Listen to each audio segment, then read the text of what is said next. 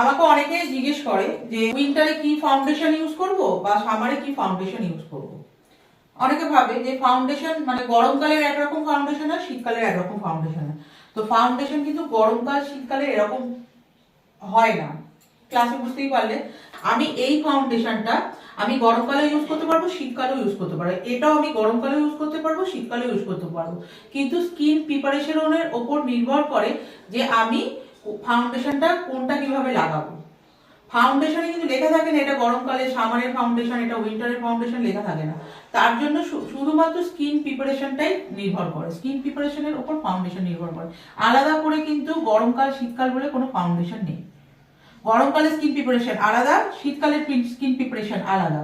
তো ওই skin preparation যদি তুমি ঠিকঠাক করো তাহলে তুমি কিন্তু সব ফাউন্ডেশনই সবসময় ইউজ করতে পারবে। কোনো রকম আলাদা ফাউন্ডেশন গরমকাল শীতকাল হয় না।